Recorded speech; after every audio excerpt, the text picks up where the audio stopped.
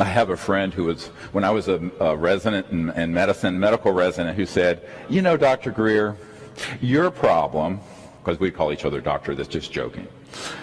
You know, Dr. Greer, your problem is you think you're a normal person screwing up, when in reality, you're a screwed up person doing very well. And I thought, no truer words were ever spoken. And so, you know, here I am, this kid, and so these divine beings, there were two of them. Both were like universal avatar essences of consciousness. And I said, well, you want me to come with you, or should I go back to Earth? And they said, well, we want you to go back. And I went, oh. And I said, I had enough presence of mind to say, thy will be done, sort of thing. So I said, okay. So with that, I sort of came back, and I awakened in my body.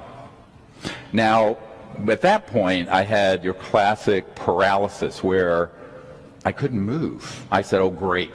Now I'm back in this shell of a body. I've just left this beautiful divine realm of consciousness and light, and I'm stuck as a paralyzed 17-year-old.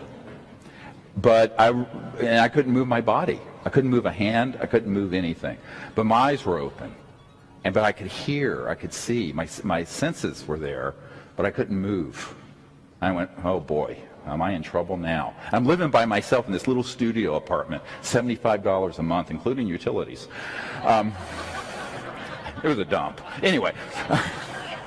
So here we are. So I'm in this state, and then all of a sudden something comes beside me, and it's a test, and it's a being that I could sense came beside me, and was sort of pulling me out of my body, and I had to see if I had enough will to stay, that I had the will to live. That part was a little freaky. I have to say it was a little bit, because basically what that being was there for is say, do you have the will to stay here and do what you're supposed to do here? So I was there in that state, and it went back and forth, out of my body, in my body, 4 or 5 times. I don't know how many times. And finally, I said, yes, I'm going to stay here, because that's what I was told Spirit wanted me to do. So I stayed.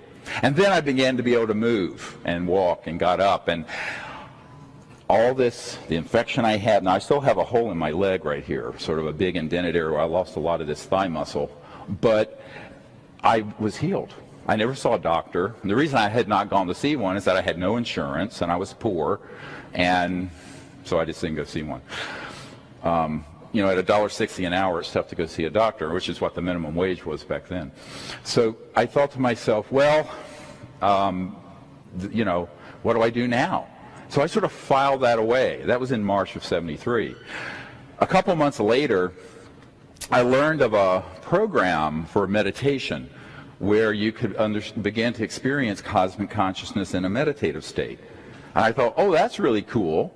So I took my mother. I said, why don't we go to this? So I took my mother, and she couldn't afford it either, but I got a student rate, so I took the course and started studying all these sort of concepts of higher states of consciousness, the Vedas. You know, the Vedas, the ancient writings from India, predate Hinduism, by the way. I began to study from every culture in the world, native cultures, ancient Christian, you name it, the concepts of spirit and consciousness. And so I learned some meditation techniques and went on this path of exploring consciousness as a 17-year-old. In fact, well, let me correct that. It was on my 18th birthday that I learned this to do mantra Vedic meditation.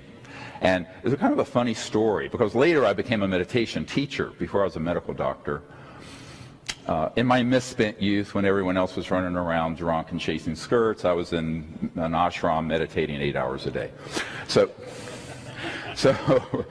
I went to this instruction course, and it was one-on-one.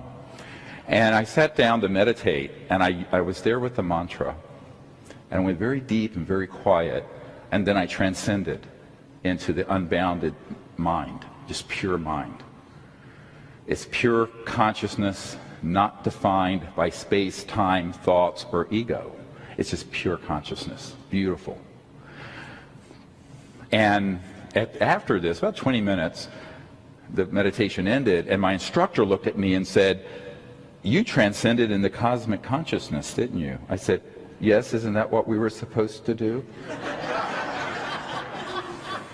I didn't understand that you were supposed to make a big geschrei about this, and make a big deal, and be on a bed of nails or something for 40 years. So I'm very irreverent, you'll find. Anyway, but I'm going, all that stuff. So I said, well, yeah, and that's what we're supposed to do. You just connect to the mind whereby you're conscious and transcend. So he says, yeah, but most people, I said, well, that was great. So I began to practice that. 4 months later, in October '73, I'm up on a mountain in North Carolina. And so I've carried this near-death experience with me into my first year of college. And so I'm absorbed totally in wanting to be in the mountains of North Carolina, where it's peaceful and pure energy, away from humans as much as possible, and just be in consciousness and the purity of Gaia, the purity of the earth spirit. And my grandmother was Cherokee Indian, so I have this deep connection to earth. And I was up on this mountain called Riches Mountain outside a little town called Boone, North Carolina, named after Daniel Boone. And I was up on this mountain, way at about 5,200 feet, I think it is, at the base of what they call a fartar. Now, you would say fire tower, but they say a fartar. So I went, this is North Carolina, so I'm up at the fartar, and so at the base of the fartar was a place to sit on some rocks. And so I got there just before sunset, and I saw this beautiful, the sun was just going down, and there was this beautiful disc, an ET craft that materialized. Boop. And it was exactly the one I saw when I was 8 or 9, and they were back. So I just sort of acknowledged them, sort of, oh, you're back, how beautiful.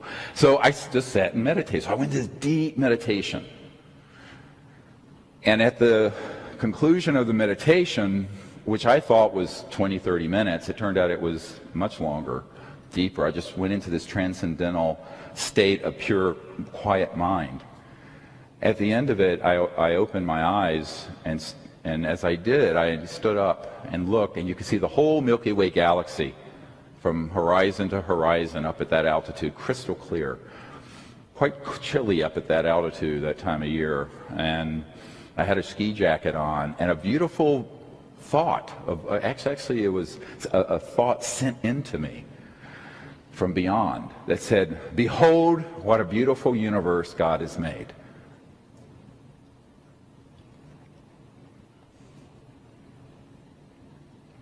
Bang. At that instant, those words, I went right back to the near death. And beautiful. But I wasn't dead, I was in my body. So I'm walking around, and it's beautiful.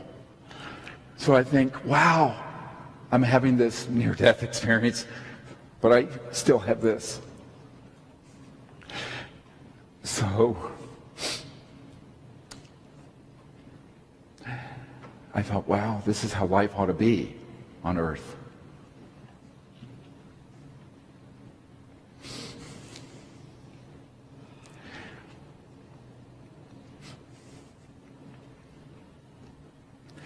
Well, very emotional.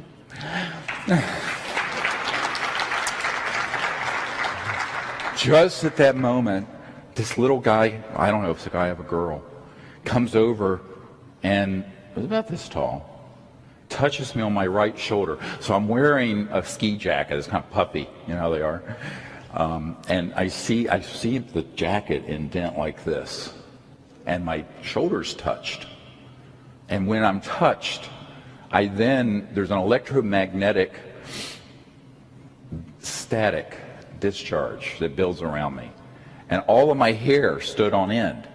And I had hair then. I mean, I had kind of long hair. And it was, unlike now, but it went whoop.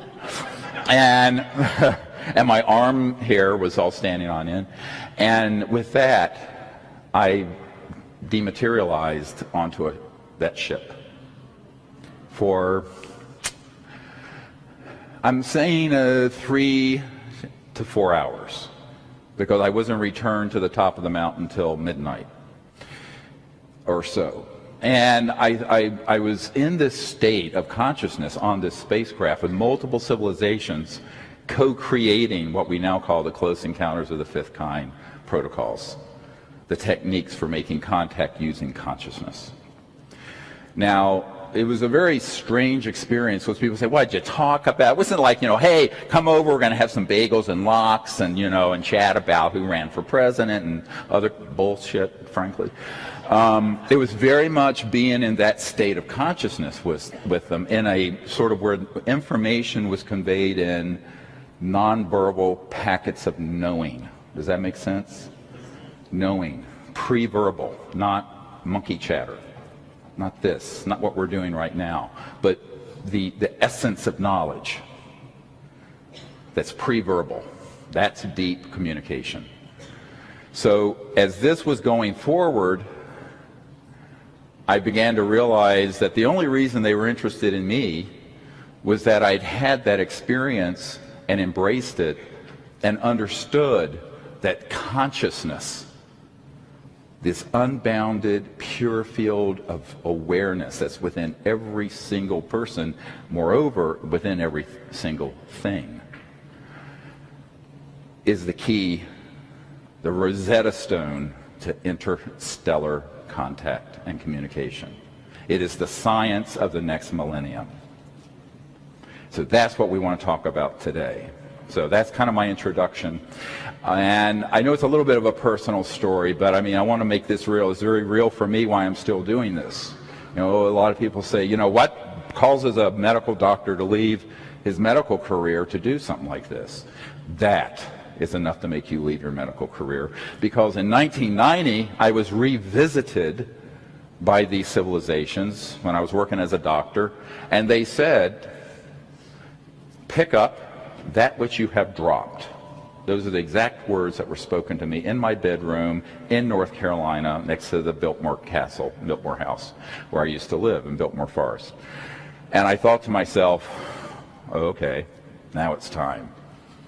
I was wondering what would happen between 1973 and 1990. So all that I was living with doing this, I was keeping it to myself and a few close friends. And then I was kind of told, now it's time to share this information and connect some dots for people on this issue. And so in 1990, I started the Center for the Study of Extraterrestrial Intelligence and CSETI. And I began to just speak of the concepts of using consciousness and non-locality of mind and coherent thought to make contact with these civilizations within the construct, ethical construct of universal peace. That's what we really want to talk about, because there are retrograde interests that are trying to drag us into endless war. And it is already time that we establish on this planet and on others universal peace.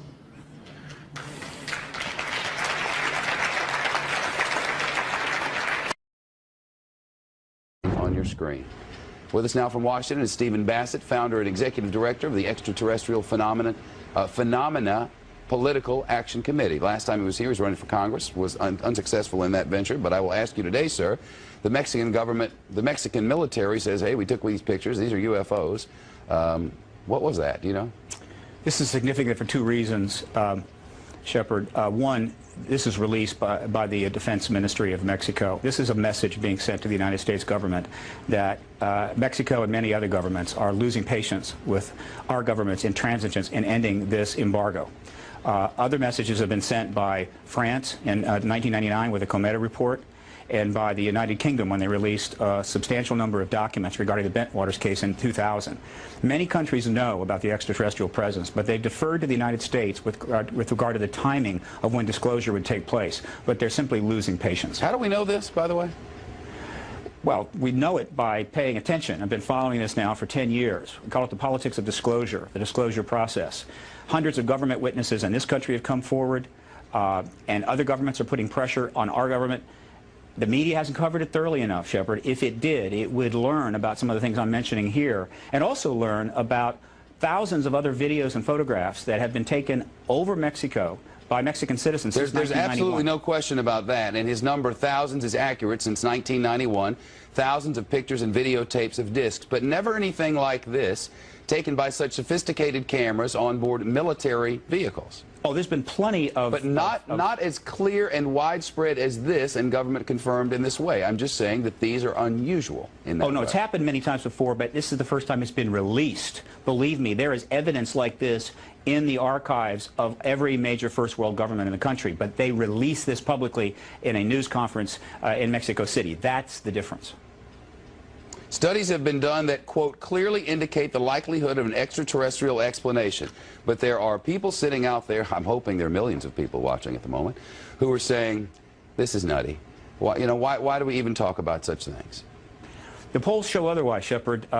CNN, Time, Reuters polls, last 10 years, confirmed, convinced that the extraterrestrial presence explains this phenomena. Disclosure is at hand. It is very close, and the American people need to prepare themselves very soon for an announcement from our government that there is, in fact, an extraterrestrial presence engaging this planet and the human race. All right. Well, there you have it. Very interesting. Thank you. We'll try to find out more about the lights, and the next time there's a congressman around, I'll ask him. Probably not on the camera, but I'll ask him off the camera. So there's something to feed on. A las 7, a la misma altura. Hay unas nubes, ahí se debe de ver esto.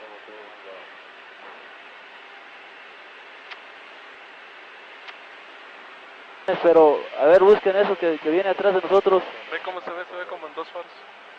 Viene como a las 7, 8 de la posición. Lo raro es que trae una punta adelante. ¿Hay algo? Puntito adelante. A ver, ¿qué tenemos? Nada, señor. A ver, permítame, déjale busco. ¿Y nosotros? Comandante, ¿qué es eso? ¿Qué distancia más o menos lo tenías, Telles? Oye, a ver, abusados, es como... Ahí van más. Van más, siguen más atrás. Son 10, 11 objetos. Son muchos objetos. Afirmativo. Ahí van. Va, uno. Y ahí van los atrás. Siguientes. ¿Qué es eso, Dios mío? ¿Se anda correteando? ¿Qué es eso? A ver, trata de enfocar. Máximo. Ok, no dejes que los dejes atrás. Ok. Van. Sigue ese, no lo dejes, No, Telles. van todos, van aproximadamente Ay, cabrón, como 10. como ¿Ya lo dio? 4. ¿Ya lo dio? Y van pasando. Tú mandas, no lo cierres. Sí. Ahí van. Ahí van. 3, 4, 5, 6. Son 6. ¿Abajo o arriba o arriba? En medio, ahí van. Ahí van a ir 1, 2, 3, a la misma 4, altura. 5. Qué barbaridad, ¿eh? Ahí se van a ver bien. Y van a una velocidad, pero... 1, 2, 3, 4, 5, 6, 7, 8 en la pantalla. Síguelo, no lo cierras. ¿Están a la misma altura, Telles? Afirmativo. Poquito, Arribita. arriba. 8, 9, 10, 11 contando toda la cola. 2, 4, 6, 8, 10, 11. Ok, no sabemos qué estamos viendo, son unos objetos nada más luminosos que vienen a la misma altura que nosotros, pero no podemos saber qué distancia. ¿Por qué nos vienen siguiendo? The Mexican Air Force has released a video that some of you are going to find difficult to believe. A journalist says it shows images of UFOs tracking a Mexican military plane. He says Mexico's defense secretary gave him the video, which was allegedly taken by the pilot during a patrol. The pilot says up to 16 lights were tracking his aircraft. The Mexican defense secretary says images like these have never been released to the public by the armed forces of any country. And they're saying scientists can look at them and try to figure out what they think, if they're really, really UFO.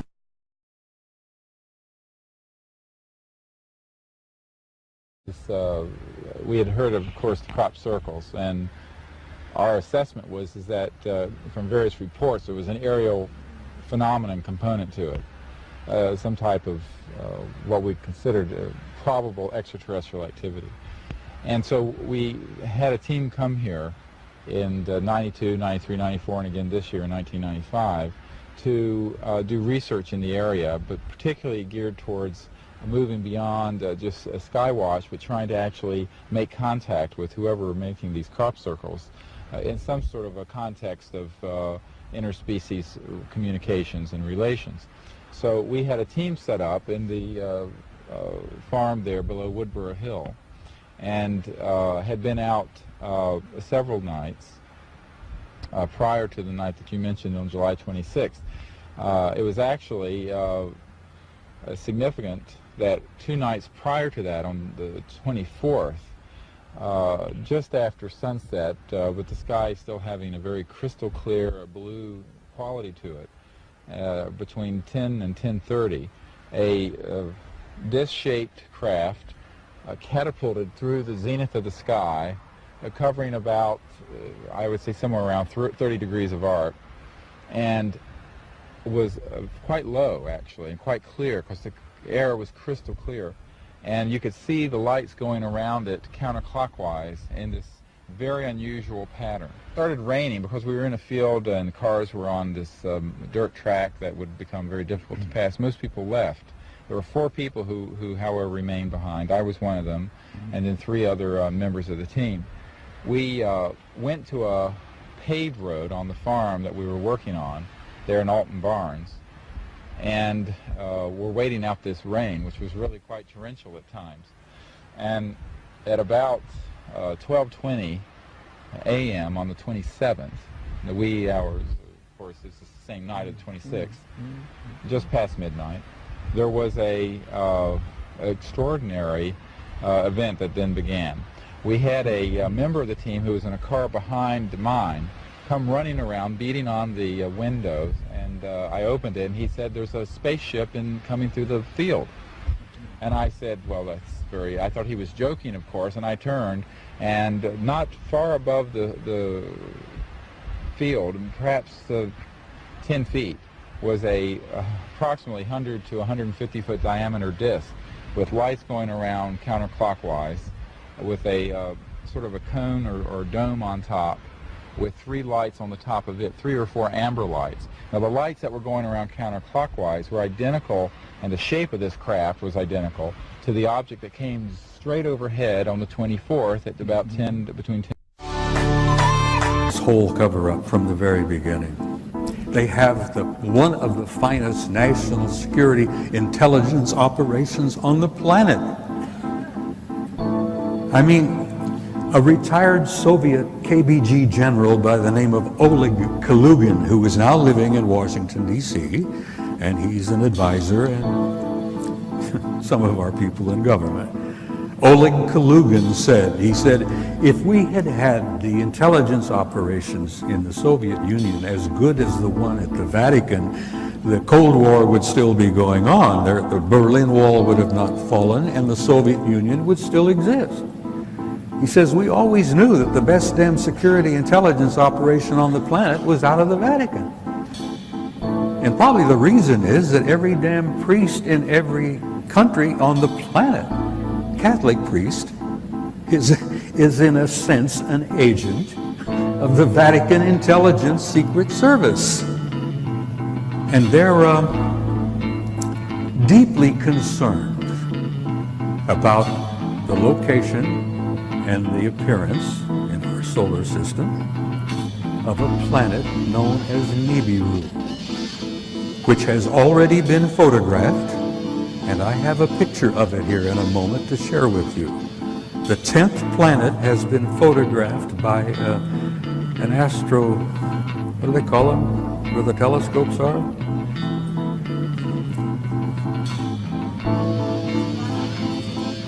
Well, anyhow, they've taken pictures of the damn thing in southern Chile because it has appeared below the ecliptic in the southern hemisphere.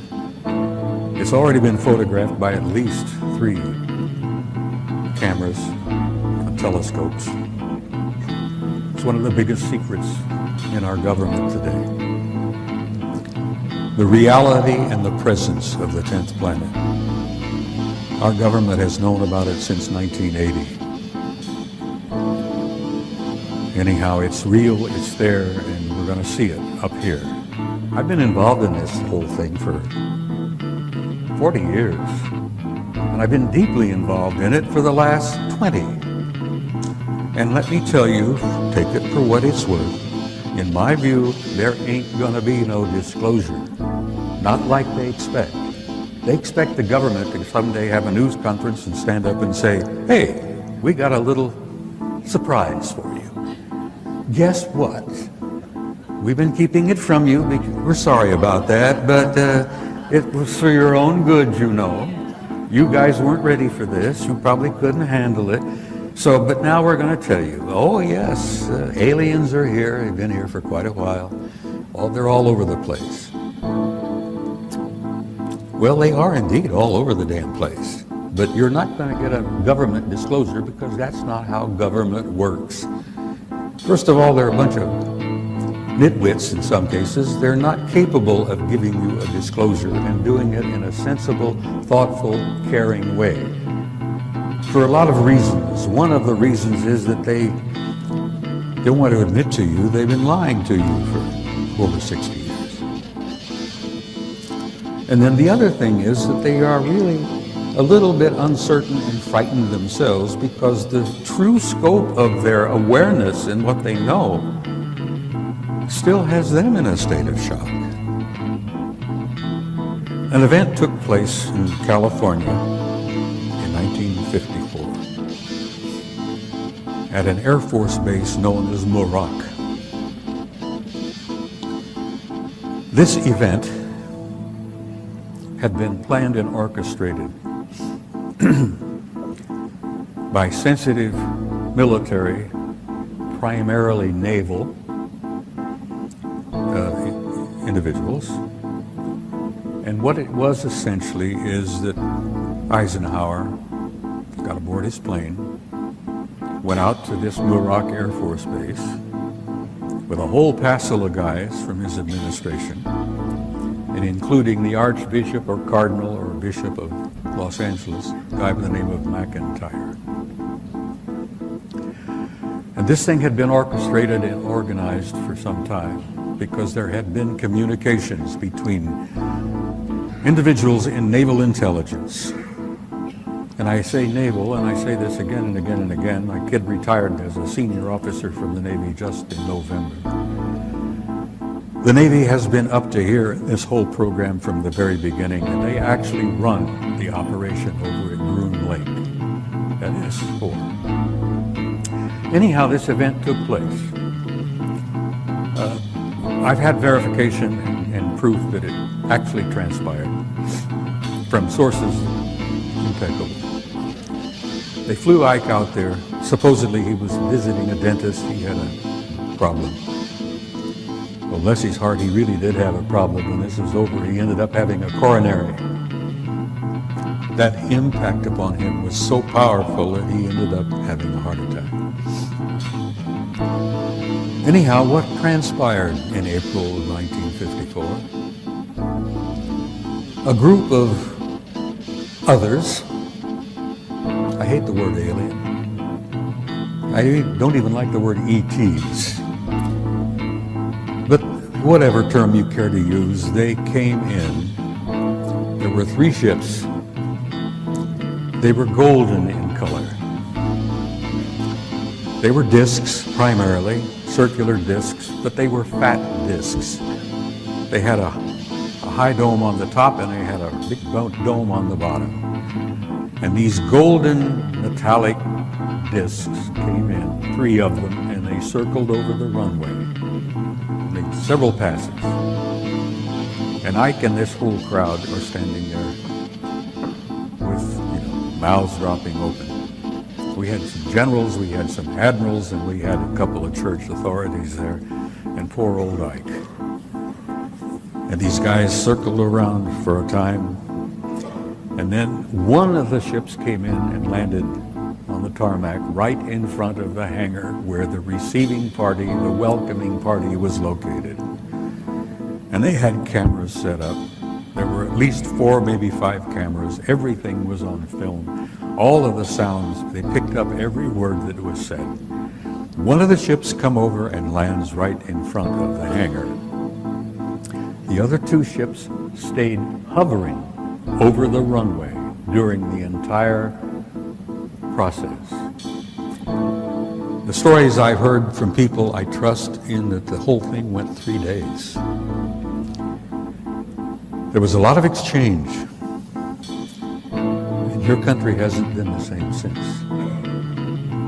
You talk about black government, shadow government. Ladies and gentlemen, you have no idea how damn black it is. The government you think you've got is not the government you've got. The government you think you had, the government that Washington, Jefferson, Adams, Hamilton, all the rest of those guys created 200 years ago, is not the government you've got today. You do not have a democratic republic, good people, and I'm sorry to have to tell you that. You all know about Roswell. Well, let me tell you, Roswell was one little tiny event. For God's sake, there were 3 crashes in that area in New Mexico within 30 days. Roswell was only a tiny piece of it. There have been crashes going on all over the country and all around the world for the last 40 years, 60 years.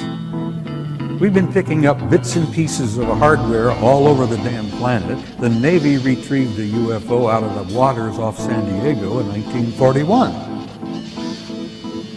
And if you talk about parts, well, we picked up bits and pieces. Ooh, we loaded them up. We took them off here and we took them off there. Took them at Wright-Patterson Air Force Base. We've taken them at several places. And then, God bless them, we've taken the bodies and a couple of survivors off as well. Well, that's ancient history.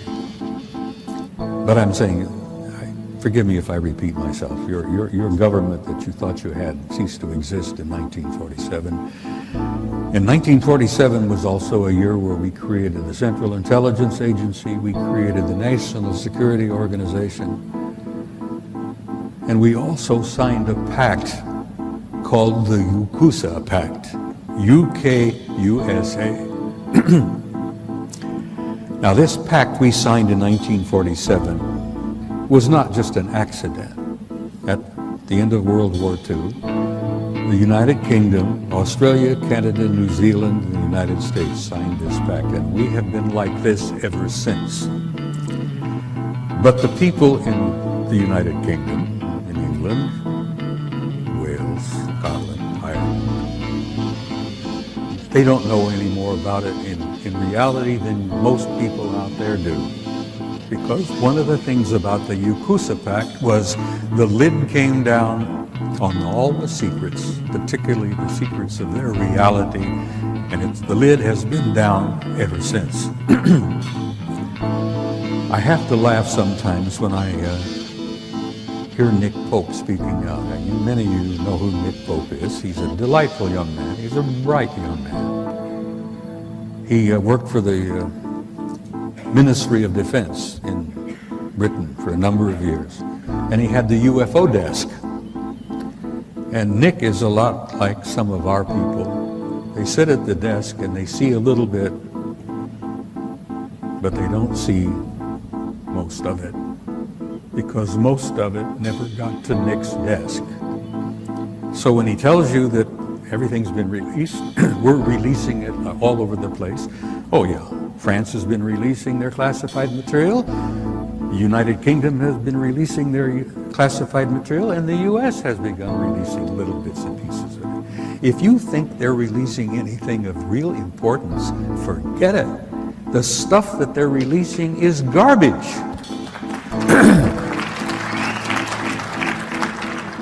Nick, forgive me wherever you are at this moment. I'm not putting you down. Most of the stuff they're releasing is garbage. The only bit of information that came out of France recently that was of any information or of any value was a report they called the Cometa Report. And many of you, I'm sure, are familiar with that. a number of retired French admirals and generals and scientists got together and put together a 30 or 40-page document called the Cometa Report about what they considered to be the reality of the extraterrestrial presence, which is a term I like to repeat from time to time, the UFO matter. And the Cometa Report said essentially that, damn it, we're not being told the truth, and we think it's time for everybody to fess up and get this information out. And the French were really ticked because, you know, they've had a chip on their shoulder from the very beginning that they've never really been shared with by the United Kingdom and the United States. Fighters over Europe in the 50s, and they were all over the damn place. We wondered then what they were all about. Well, bless his heart, Gordon now knows the answer. Oh, where were we? I was rambling, excuse me. We were talking about disclosure. There are lots of different things that have been happening. Let me get to some of this material here. One of the things that ticked me off the most is a little document known as Executive Order. I have in my fingers, I sound like one of those guys on TV. I have in my greasy fingers here an Executive Order, copy of it. This was signed by Slick Willie. Oh, excuse me, President Clinton. Slick Willie signed this on September the 29th, 1995. An executive order is something that you may not be aware of. An executive order is probably the most powerful piece of paper there is in our government. A president sits down, comes up with an idea, he has something he wants to do, he puts it on paper, he signs it, that becomes law.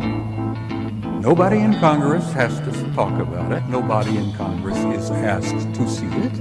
Nobody in Congress has to give approval to this, because when the president signs it, it becomes law. Now that in itself, good God, Washington, Jefferson, Hamilton, those guys are spinning in their graves, I think. The fact that we've reached this point where an imperial president can sit in his office at 1600 Pennsylvania Avenue and sign an executive order which becomes the law of the land, and you cannot argue with it. This particular one that Clinton signed in September of '95 wiped away every rule in the Environmental Protection Act. There were a bunch of guys over here, not too far away, at Groom Lake, Site 51, who were dying horrible deaths because they had been exposed to something, smoke, chemical, whatever, during their job. And these guys, their flesh was falling off their bodies, their skin was rupturing, the flesh was falling. They were in incredible pain, and they were dying. And their doctors and some attorneys tried to find out what it was that was causing this. If the doctors could find out what was causing it, they could possibly help those guys deal with this, and they could come up with some way of treating them. Well, not only did the government deny the request for information on what that material was that was killing these guys, those bastards in Washington even denied the damn facility didn't even exist. And this is after the Soviets had taken photographs from orbit proving the existence of Groom Lake and Site 51. And the Soviets were good enough to let us have photographs of the damn place.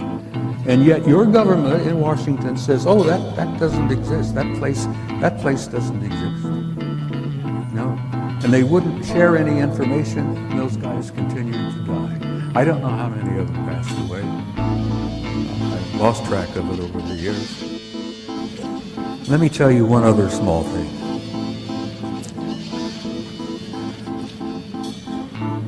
A retired scientist by the name of David Froning, who is alive and well and living outside of Flagstaff, Arizona today. 15 years ago, David Froning spoke at a conference which I was part of.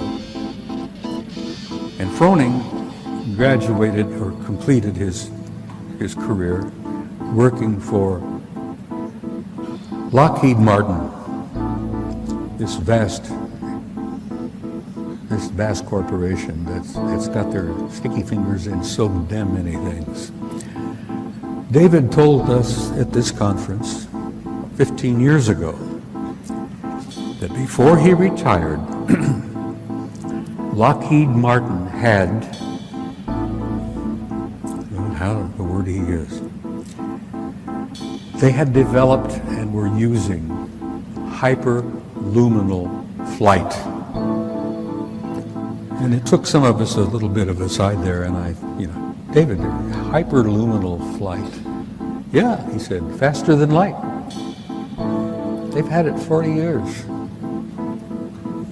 Who has it? Well, he says, I want to say your government, but I can't say that with all honesty because he says it's classified. We've had hyperluminal flight for years, and you may know about it in another 20, 30 years when they fess up and tell you that what they can do, what they've accomplished, and what they can do, and what they have done. Now, another little tiny tidbit. This was from David Froning, a respected man, a scientist who spent all those years. Froning was involved with what he called modified field propulsion, a variable field form of propulsion. They were dealing with matter-antimatter conversion. They called it exotic field tension. And he said flatly, it modifies time and space. And it ends up, we've got luminal, hyperluminal flight. Now, some years ago, a guy by the name of Ben Rich retired from Lockheed Martin. And in the end of his career, Ben ran the skunk works over there at Lockheed. And there was a little jovial exchange between him and the guys in the audience out there. And Ben Rich said, you know, we can take E.T. home.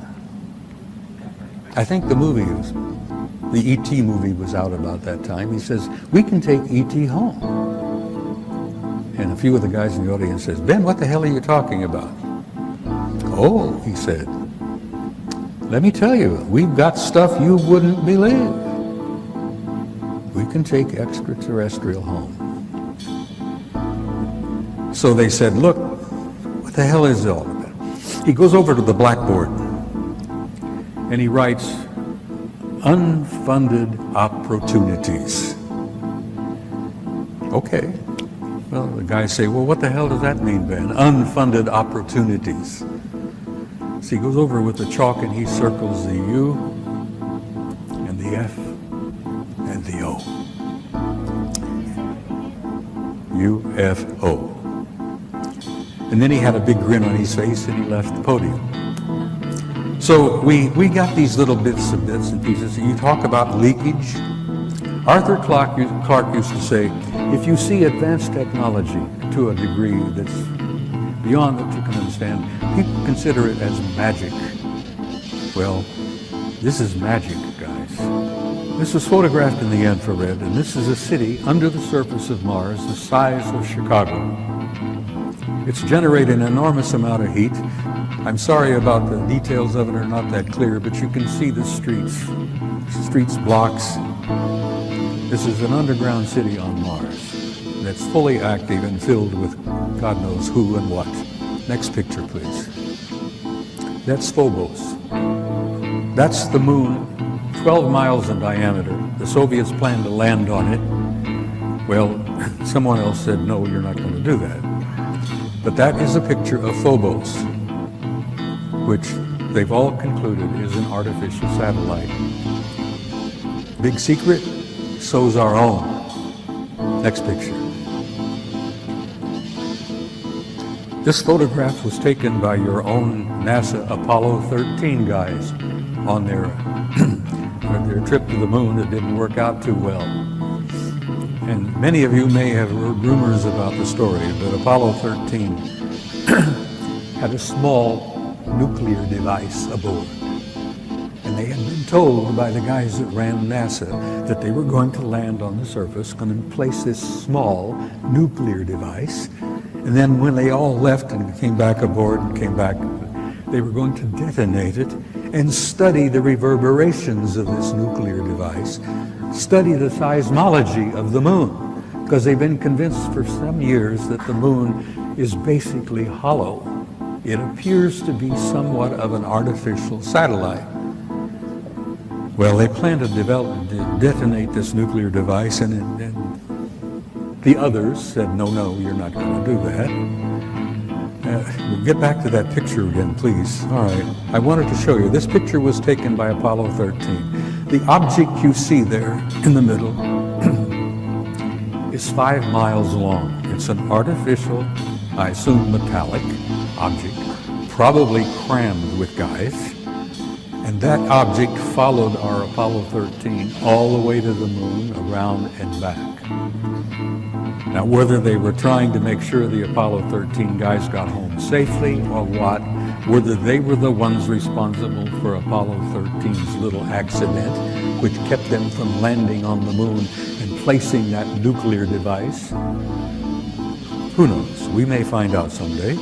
But here you have an artificial object in orbit, way to the moon, 5 miles long. Now, I've spent some time aboard aircraft carriers with my kid. I've been invited several times. My boy served on 4 different carriers, nuclear-powered Nimitz-class carriers.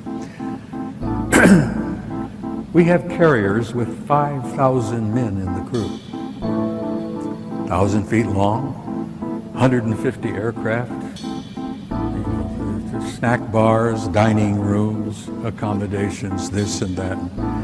Can you imagine the accommodations on an object? I like to think that, there's McDonald's, bowling alleys, God knows what. I'm sure they have a fairly good life out there.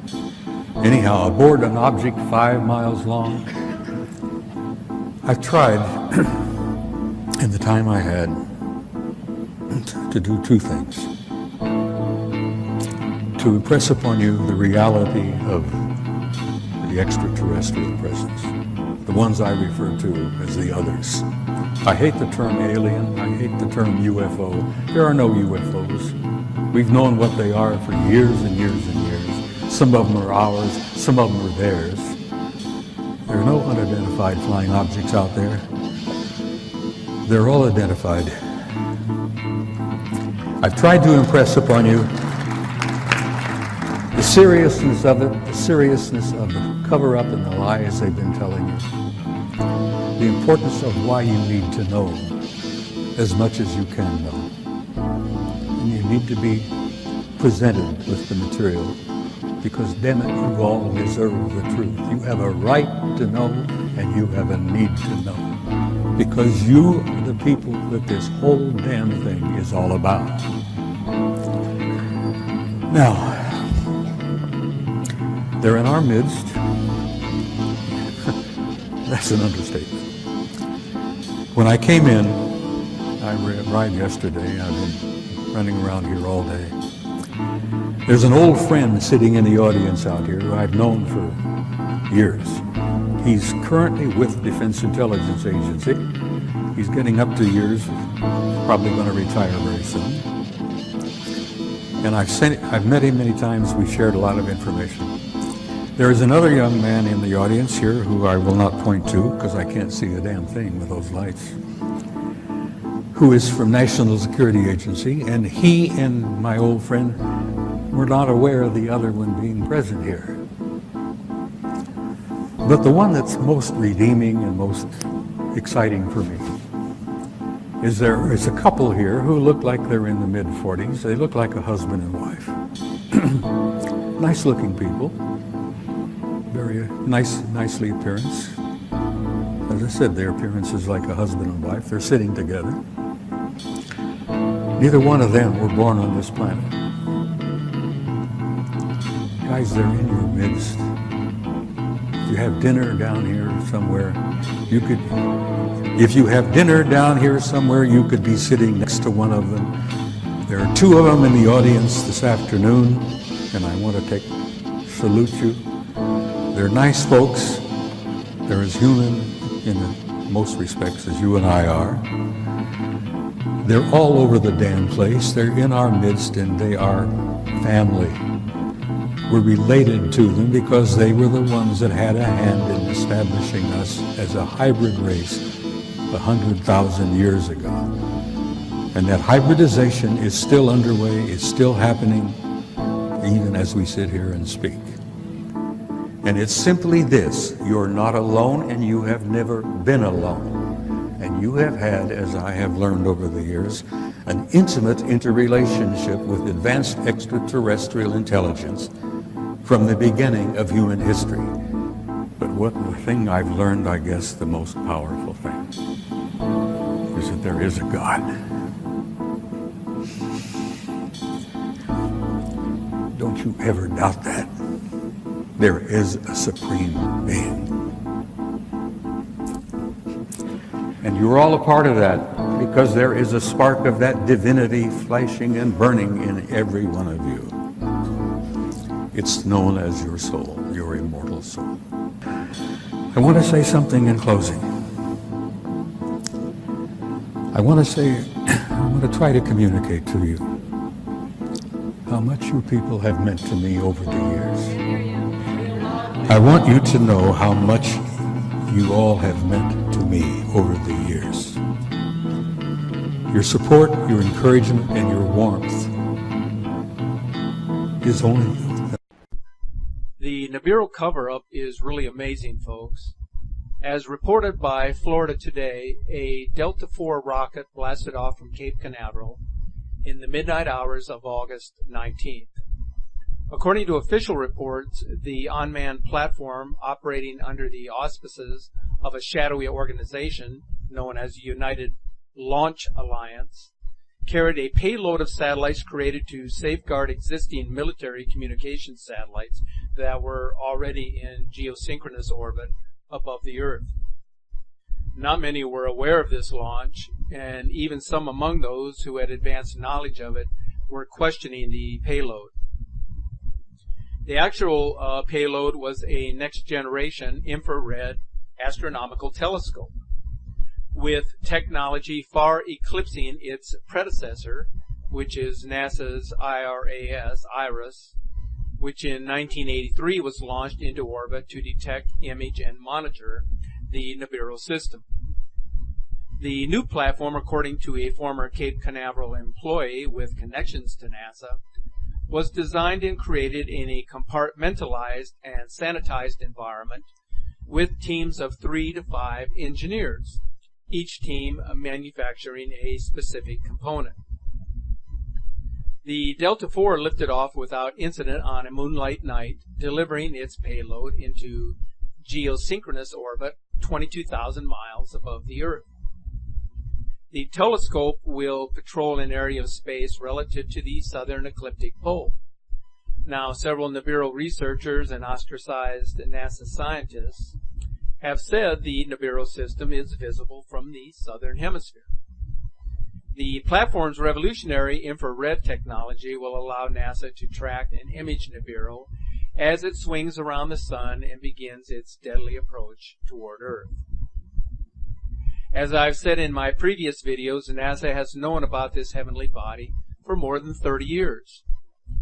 This new technology will give them unprecedented ability to track the dark star. Not that they'll share information with the public, but we all know that already. This device employs advanced thermal imaging combined with conventional technology, giving NASA a complete but grim picture of what is approaching us. If you are one of those who are skeptical or who has an access to a telescope, you can point your telescope at the coordinates shown in this video. Now, this will give you a chance to see the satellite under optimal viewing conditions. Planet X will go down in hiding this knowledge from you because they do not care about you as individuals. How will you be impacted by this? Well, you're going to be impacted in so many ways it is difficult to fathom. But here are just a few of them. Multiple asteroid impacts, massive volcanic eruptions, enormous earthquakes, huge tsunamis, comet impacts, or a magnetic pole shift, which will leave the Earth vulnerable to all manner of deadly cosmic rays. The list is actually even longer. However, I'm sure that you get the point. What I would recommend is that you don't get hung up on the different names for these solar system interlopers, because they each have a slightly different backstory, which will be used by the enemies of truth to try and confuse people. What is important is that your government, specifically NASA, is continuously lying to you and actively trying to cover up massive changes to our solar system and consequently dramatic and life-altering changes to our own planet. There is a list of anomalies already happening to all planets in our solar system, including Earth, but they are minimizing this. Most people know about chemical trails. This is just one tool in your government's arsenal of tricks. NASA even admits to it. They even admit using lithium. What else is NASA up to? Well, they are cutting their live ISS camera feed because too many weird things are showing up and they can no longer explain them with credibility.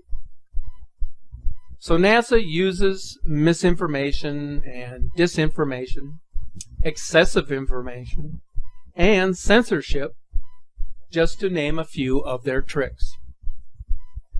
There are even rumors of mysterious and unexplained deaths of scientists and UFO researchers. If you don't believe me, start doing some research. Start taking photographs of the sun, or use a welder's mask or some sort of infrared filtering device that will make this heavenly body more visible to the naked eye. It's there, folks. This is not a fabrication or a figment of someone's imagination. It exists. I have been studying and investigating the Planet X scenario for more than 15 years now. I have looked at numerous images and videos of this incoming system, and I have interviewed a host of experts and investigators who are knowledgeable on this controversial subject. I can bear witness to you of the impact this system has on our own planet and the atmospheric changes that are taking place as a result of this incoming system. I have both seen and felt its presence. It has already affected myself and others in my community in personal ways, as I explained in my last video.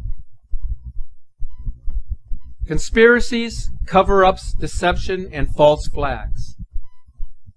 Countries and governments have a long history of using these tools, and if you think you are safe or are no longer living in an age when this could happen, you have already succumbed to their false propaganda and are actually helping perpetuate the conspiracy surrounding Planet X. Many of you know who Matt Damon is, an Oscar-winning actor who also happens to be an advocate for social and political injustice. Last year he spoke about the evilness of the world we live in. In some ways, his speech is indicative of what many of us are struggling with today, trying to decipher between right and wrong, between what is real and what is not, between truth and deception. So let's listen in. I start from the supposition that the world is topsy-turvy, that things are all wrong, that the wrong people are in jail and the wrong people are out of jail, that the wrong people are in power and the wrong people are out of power, that the wealth is distributed in this country and the world in such a way as not simply to require small reform, but to require a drastic reallocation of wealth. I start from the supposition that we don't have to say too much about this, because all we have to do is think about the state of the world today and realize that things are all upside down. Now, if you don't think, if you just listen to TV and read scholarly things, you actually begin to think that things are not so bad, or that just little things are wrong. But you have to get a little detached and then come back and look at the world, and you are horrified. So we have to start from that supposition that things are really topsy-turvy. And our topic is topsy-turvy, civil disobedience. Now, as soon as you say the topic is civil disobedience, you're saying our problem is civil disobedience. That is not our problem. Our problem is civil obedience.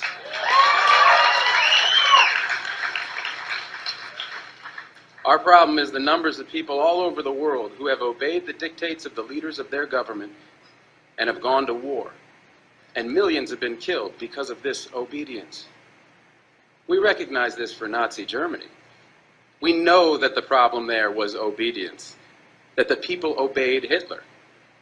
People obeyed. That was wrong. They should have challenged, and they should have resisted. And if we were only there, we would have showed them.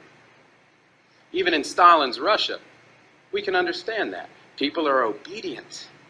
All these herd-like people.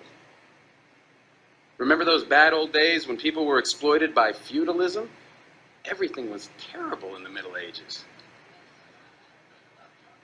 But now we have Western civilization, the rule of law. The rule of law has regularized and maximized the injustice that existed before the rule of law. That is what the rule of law has done. When in all the nations of the world, the rule of law is the darling of the leaders and the plague of the people, we ought to begin to recognize this. We have to transcend these national boundaries in our thinking. Nixon and Brezhnev have much more in common with one another than we have with Nixon. J. Edgar Hoover has far more in common with the head of the Soviet secret police than he has with us. It's the international dedication to law and order that binds the leaders of all countries in a comradely bond. That's why we're always so surprised when they get together. They smile, they shake hands, they smoke cigars. They really like one another, no matter what they say. What we are trying to do, I assume, is really to get back to the principles and aims and spirit of the Declaration of Independence. This spirit is resistance to illegitimate authority and to forces that deprive people of their life and liberty and right to pursue happiness. And therefore, under these conditions, it urges the right to alter or abolish their current form of government, and the stress had been on abolish.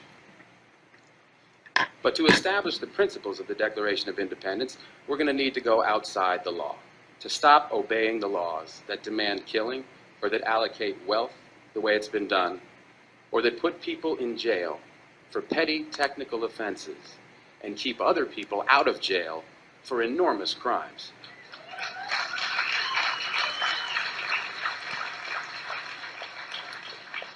My hope is that this kind of spirit will take place not just in this country, but in other countries, because they all need it.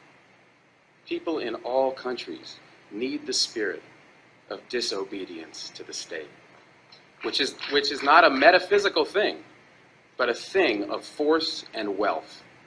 And we need a kind of declaration of interdependence among people in all countries of the world who are striving for the same thing. So can we always count on our government to be upfront and honest with society? Sadly enough, we cannot.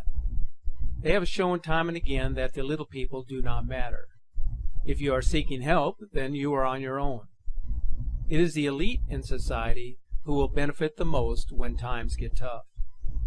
On August 27th, Major Ed Dames, a former military intelligence officer and a remarkably accurate predictor of future occurrences, held an event in Las Vegas in which he exposed the truth about Planet X. In this event, he referenced that Planet X was real, it is inbound, and it will cause a tribulation. He said it appears to be a planet, but we are not sure exactly what it is. He said it will be seen in the sky by December of 2017 and will appear as big as the moon. It will interact with the magnetic field and weaken it. It will also interact with the sun directly, causing very large solar flares. There will be a 12-foot shift of the Earth, and the core will be heating up due to the interaction of Planet X with the sun. There will be substantial volcanic activity and catastrophic lightning storms. In all, he paints a bleak portrait of what to expect in our very near future. Researchers have mostly been silent on this subject for fear of retribution or of being silenced. But Ed Dames took a risk in revealing what he knows and is aware of with respect to the incoming Planet X. We are increasingly seeing individuals with direct connections to high-ranking intelligence and space agencies who are coming forward to warn the general public about what they know and have heard concerning the presence of an incoming system that will have a major impact on this planet and its inhabitants.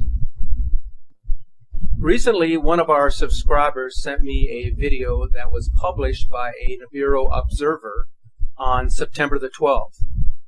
This video captures one of those rare moments in which a second sun is visible and is so convincing that one has to view this in complete wonderment. Now, if you look carefully at the object to the right of our sun, you will notice that it is emitting its own light source. It is diamond-shaped, or could be considered to be in the shape of a cross. I would have to speculate that what is being seen here by this observer is the Sun's Death Star companion Nemesis, although I have no way of saying with definitive proof that this is what we are seeing in this video. But considering its shape and dimensions and the amount of light emanating from this object, it certainly fits the description of a second sun. As Major Ed Dames had described in his presentation recently, he is grappling with what is coming our way. But whatever it is large, it is threatening, and will have a major impact on our planet. The observer in the previous video, which I just highlighted, mentioned that the second sun was only visible for a short duration. September 2016, and I basically saw an object last night in the field. It was big, it had moons or planets around it. Now, it was only there for about 5-10 minutes, and then it faded away into the blackness of the chemtrails. His observation is very similar to those of other skywatchers who were privileged to get a short glimpse of this incoming monster.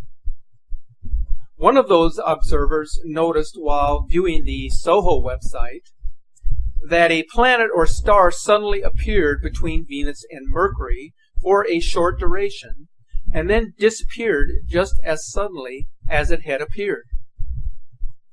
Notice how the left-right vectors off of Venus and Mercury align with this object and how the coronal discharge is affected. Also note the objects at approximately the 11 o'clock and the 1 o'clock position and how they react with the coming and going of this object. So whatever is present here is having an effect on the other planets in our solar system, which is what I have said all along as to its influence on other planets. The publisher of this video explains that he took 40 screenshots to make this short clip in UTC increments of 1 minute each. The evidence of an invading system is becoming more prevalent by the day. But I'm not going to try and convince you that this is real. That is not my objective. What lies in wait is in the eyes of the beholder. You either accept this as a condition of our existence on this planet. After all, if you are to believe the Sumerians and the Egyptians, then you are aware that this is not the first time that Planet X has made a passage across our bow. According to historical records, it has happened before and will happen again long after we are gone. Its passage is supposedly a part of the natural cycle of life on this planet and across the universe. All things are created and all things must die. But believe this, we are living in perilous times. You don't have to venture very far from home to realize that we face many dangers, some of them which are man-made, but many of which are the result of cosmic forces which are having a direct impact on this planet and our very way of life. So, as I have said before, your best defense is to keep looking to the skies, for therein lies the answers to your mortal and spiritual welfare.